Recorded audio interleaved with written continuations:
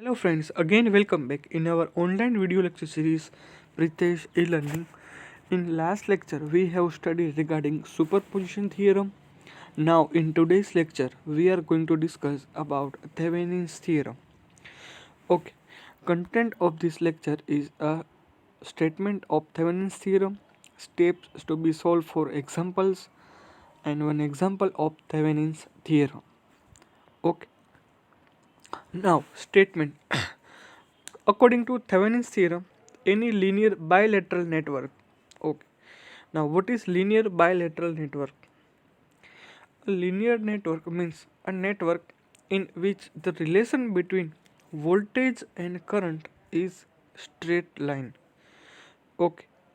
Now, what is bilateral? Okay, bilateral means the relation between voltage and current does not change in both the direction in the network. Okay. Then irrespective of its complexity can be reduced into Thevenin's equivalent circuit.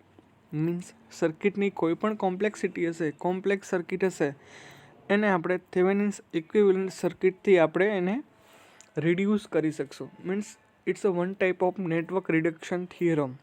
Okay, the Thevenin's open circuit voltage VTH in series with the Thevenin's equivalent resistance RTH along with load resistance RL. એટલે કે કોઈ પણ complexity અથવા તો કોઈ પણ complex network હશે એને આપણે રિડ્યુસ કરીને આપણે Thevenin's equivalent voltage VTH or you can say that open circuit voltage VOC in series with the Thevenin's equivalent resistance RTH along with load resistance RL. Okay. અહીંની બેઝિક સર્કિટ છે Thevenin's equivalent circuit, જે આપણે આગળ જોયું એ પ્રમાણે કે Thevenin's equivalent અથવા તો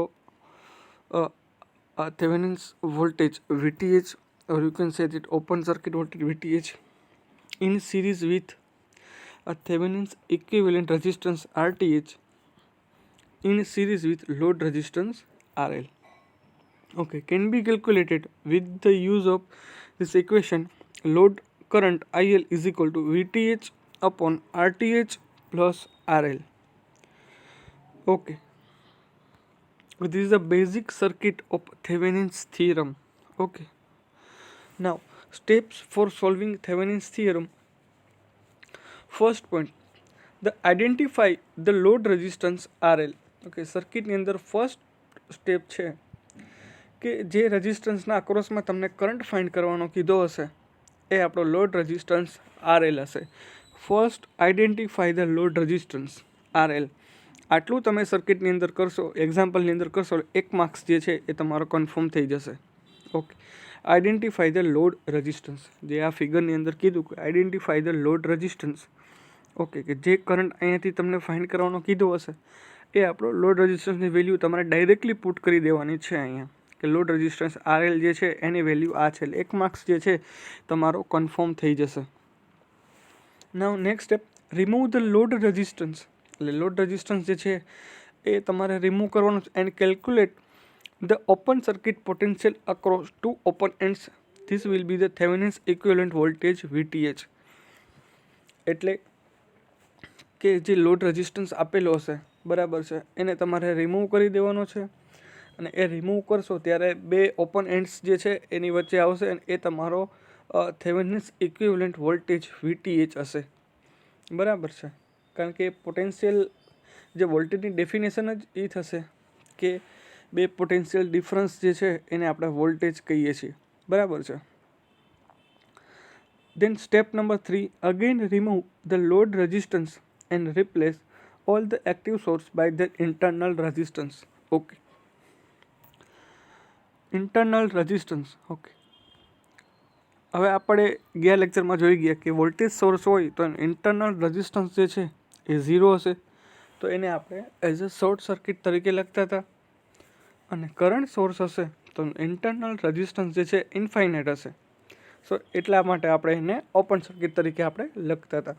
ઓકે, તો સ્ટેપ નંબર 3ની અંદર again remove the load resistance and replace all the active source by their internal resistance. Okay, એટલે સર્કિટની અંદર ખાલી રેઝિસ્ટન્સ જ બાકી હશે. એટલે આપણે Thevenin's equivalent resistance RTH find કરવા માટે આપણને ઇઝી પડશે. Then next step, calculate the equivalent resistance across the two opponents. This will be the Thevenin's equivalent resistance RTH. હવે સર્કિટની અંદર જે એક્ટિવ સોર્સ હશે એને આપણે રિપ્લેસ કરી દઈશું, કારણ કે એક્ટિવ સોર્સની આપણને અહીંયા કંઈ પણ જરૂર પડતી નથી. એટલા માટે ખાલી સર્કિટની અંદર રેઝિસ્ટન્સ હશે અને એનો ઇક્વિવેલન્ટ રેઝિસ્ટન્સ આપણે RTH આપણે ફાઇન્ડ કરશું. એના પછી draw the Thevenin's equivalent network. બરાબર, કે VTH આપણને મળી ગયો છે, RTH આપણને મળી ગયો છે અને RL તો આપણા ફર્સ્ટ સ્ટેપની અંદર જ આપણે ફાઇન્ડ કર્યો છે. બરાબર છે. હવે આપણે ઇઝીલી કેલ્ક્યુલેટ કરી શકશું કે IL is equal two VTH upon RTH plus RL. Okay. Then final step, then calculate the load current IL by using the identity. Identity means IL is equal to VTH upon RTH plus RL. એ આપણી identity થશે. Okay.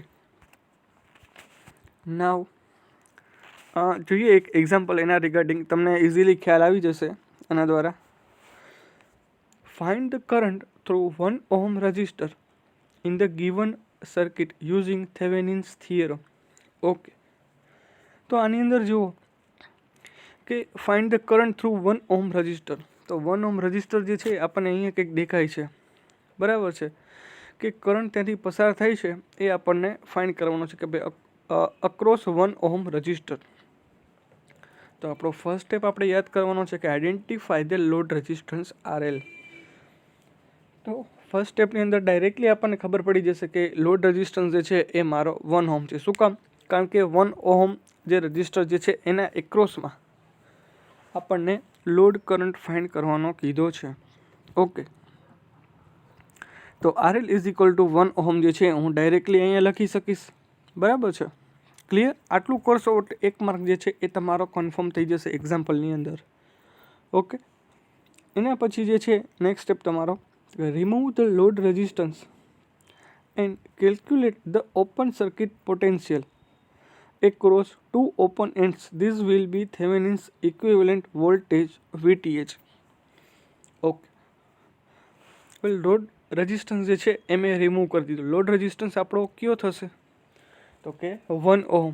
બરાબર છે, એને આપણે remove કરી. બરાબર છે, એના એક્રોસમાં આપણે પોટેન્શિયલ ફાઇન્ડ કરવાનો છે across two open ends. Okay, મેં એને નામ આપી દીધું A અને B.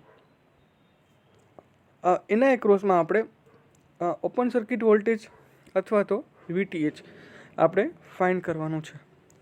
ઓકે, હવે આપણે લોડ રેઝિસ્ટન્સને આપણે રિમૂવ કરી દીધો ને એના આપણે નામ આપી દીધા A અને B.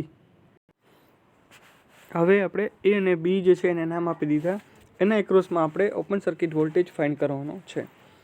હવે એ મેથડને આપણે તમે KVL અથવા તો KCLના ઉપયોગ કરીને તમે ફાઇન્ડ કરી શકો છો. બરાબર, KCL મેથડ જે છે એ એકદમ ઇઝી છે.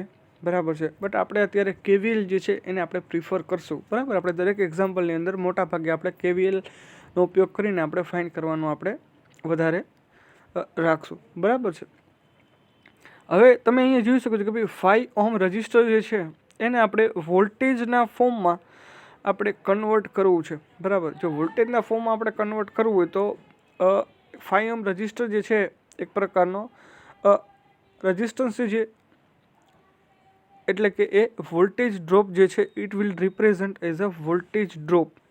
ઓકે, નાવ હવે આપણે એના પછીનો સ્ટેપ જે છે તો કે ભાઈ remove the load resistance and calculate the open circuit potential across two open ends. બરાબર છે, તો આપણે પહેલાં તો આપણે 2 મેશ આઈડેન્ટિફાઈ કરી લઈશું આપણે KVL એપ્લાય કરીને.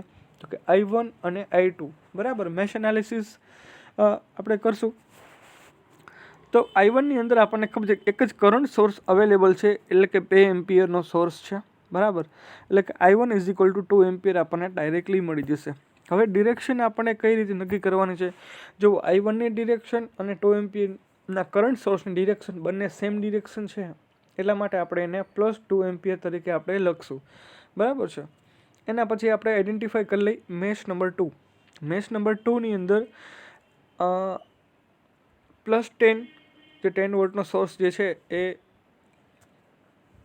લોઅર પોટેન્શિયલથી હાયર પોટેન્શિયલ તરફ એની ડિરેક્શન છે, એટલા માટે +10 -10 in the bracket I2 - I1, કારણ કે 10 ઓહમ જે છે એ I2 માં છે અને I1 ની અંદર પણ છે, બરાબર, એન્ડ -5A2, બરાબર છે, ઇક્વલ ટુ 0. ટોટલ આપણે કરી લઈએ -10I2 - 5A2 is equal two -15I2 plus 10I1 equal to -10, plus 10 ને પહેલી બાજુ લઈ જાય એટલે -10. It will represent -15I2 plus 10 in the bracket 2, કારણ કે I1 ની વેલ્યુ આપણને ખબર છે 2 છે, ઇક્વલ ટુ -10.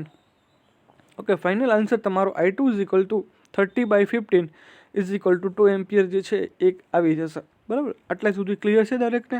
ઓકે.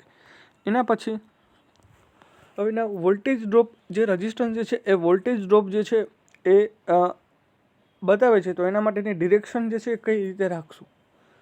ઓકે, જે ડિરેક્શન જે છે એ મેં ઉપર તમને બતાવેલી છે કે ભાઈ હાયર પોટેન્શિયલથી લોઅર પોટેન્શિયલ જે છે એ વોલ્ટેજ ડ્રોપની નિશાની છે. ઓકે, હવે અહીંયા ઇક્વિવેલન્ટ વોલ્ટેજ અથવા તો ઇક્વિવેલન્ટ સર્કિટ આપણે ડ્રો કરશું, બરાબર છે, તો કઈ રીતની હશે? બરાબર, વોલ્ટેજ સોર્સમાં કન્વર્ટ કરવા માટેની. ઓકે, હવે ઓહ્મ્સ લો દરેકને ખબર છે કે V is equal two I into R. Okay, હવે અહીંયા 5 ઓહમ રજિસ્ટર જે છે એની અંદરથી 2 એમ્પિયરનો કરંટ પસાર થાય છે, બરાબર છે, તો 5 × 2 ઇઝ ઇક્વલ ટુ 10 વોલ્ટ જે છે એ મારો અહીંયા આવી જશે, બરાબર છે. હવે એક ઇક્વેશન હું આ સર્કિટની અંદરથી ફાઇન્ડ કરીશ કે -VTH + 10 is equal two 0. VTH is equal two મને 10 વોલ્ટ જે છે એ મળી જશે, બરાબર છે. એટલે જ્યાંથી કરંટ એન્ટર કરતો હોય છે, બરાબર છે, એ ડિરેક્શન જે છે એની હાયર પોટેન્શિયલ ઉપર છે, એટલા માટે મેં અહીંયા લખ્યું -VTH + 10 ઇઝ ઇક્વલ ટુ 0, બરાબર છે. એના પછી જુઓ કે વોલ્ટેજ ડ્રોપ હોય અથવા તો વોલ્ટેજ સોર્સ હોય તો એનું ઇન્ટરનલ રેઝિસ્ટન્સ મેં આગળ વાત કરી પ્રમાણે 0 ઓહમ તો શોર્ટ સર્કિટ, કરંટ સોર્સ હોય તો ઇન્ફાઇનાઇટ એટલે કે ઓપન સર્કિટ, બરાબર, ઇન્ટરનલ રેઝિસ્ટન્સ ઇન્ફાઇનાઇટ હોય એટલે કે open circuit. Now step number 3, again remove the load resistor and replace all the active source by their internal resistance. Okay, તો હવે આપણે આની અંદર શું કર્યું? તો કે જે એક્ટિવ સોર્સ હતા આપણી પાસે ક્યાં હતા? તો કે અહીંયા 2 એમ્પિયરનો કરંટ સોર્સ હતો, 10 વોલ્ટ, અને બસ આપણી પાસે 2 જ એક્ટિવ સોર્સ હતા, બરાબર. એને આપણે રિમૂવ કરી નાખ્યા આની અંદરથી. હવે આપણી પાસે સર્કિટની અંદર ખાલી રેઝિસ્ટન્સ જે છે 10 ઓહમ અને 5 ઓહમ. તો ઇઝીલી ડાયરેક્ટલી આપણને ખબર પડી જશે કે 10 parallel 5, 10 × 5 / 10 + 5 is equal to 3.3 ohm જે છે એ અહીંયા આવી જશે, equivalent resistance RTH. Okay, now એના પછીનો સ્ટેપ જે છે, draw the Thevenin's equivalent circuit for given network. હવે થેવેનિન્સ ઇક્વિવેલન્ટ સર્કિટ જે છે આપણે અહીંયા ડ્રો કરેલી છે. VTH આપણને 10 વોલ્ટ મળ્યો, RTH is equal to 3.3 ohm, અને IL તો આપણને પહેલેથી જ ખબર હતી કે લોડ રેઝિસ્ટન્સ જે છે એની વેલ્યુ 1 ઓહમ છે. ઓકે, હવે થેવેનિન્સ આઈડેન્ટિટીથી આપણે ફાઇન્ડ કરીએ તો કે IL is equal two VTH upon RTH plus RL. Okay, એટલે તમારો ફાઇનલ આન્સર જે છે એ 2.31 એમ્પિયર જે છે એટલો કંઈક આવશે, બરાબર છે. Simple, clear. હવે આના પછી આપણે વધારે એક્ઝામ્પલ જે છે થેવેનિન્સ થિયરમના આપણે જોવાના છે, બરાબર છે. થોડા એક્ઝામ્પલ જે છે આપણે હોમવર્કની અંદર આપણે કરશું, બરાબર છે, અને આના પછીના એક્ઝામ્પલ જે છે એ હું તમને અહીંયા સોલ્વ કરાવીશ. Okay friends, thank you.